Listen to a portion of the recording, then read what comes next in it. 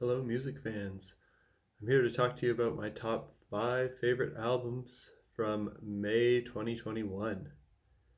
And this month is an interesting one because there's not too much genre overlap. So each of these 5 albums I'm going to talk about, they're all very different from each other, uh, different genres. So there's a lot of variety here to choose from. I didn't think May was as strong a month as some of the earlier months in the year, but there's still some good stuff here.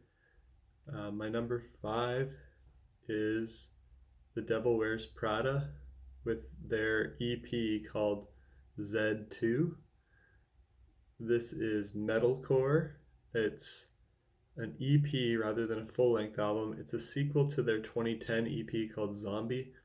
To be honest, I've been losing interest in this band after I wasn't really too into their last album, The Act, because it was getting like a bit too much like a mix of radio pop and indie and hard rock and electronic, all that mixed in with their older metalcore sound. Um, and that didn't really work well for my taste. It lost a lot of their earlier metalcore edge. But this is an EP that is like a nice throwback to their earlier, heavier metalcore sound. Very intense riffs, screams, breakdowns, fast playing. So if you're into that kind of a moshing album, this would be a good quick mosh EP for you to listen to.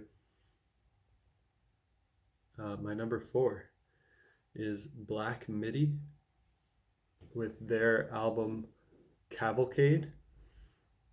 And this is progressive rock, I guess. It's very weird. It's got some jazz and avant-garde influences.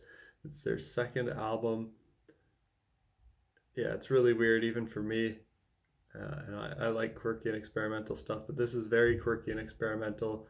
The instrumental parts are excellent. The vocals are odd and take some getting used to. But if you're looking for something quirky, experimental, avant-garde, progressive rock with some jazzy flair to it, I recommend this one.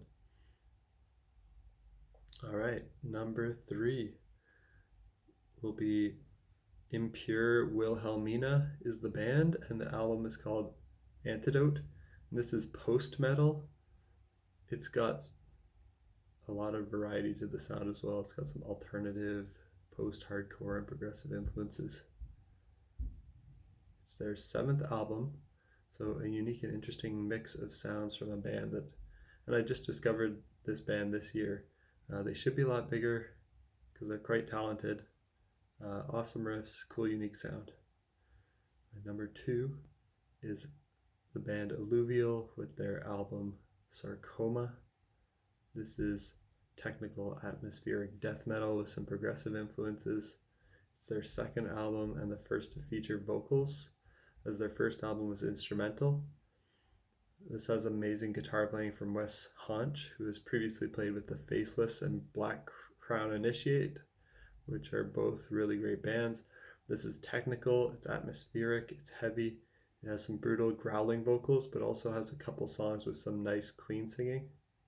And my number 1 album of May 2021 is by White Moth, Black Butterfly, and the album's called The Cost of Dreaming.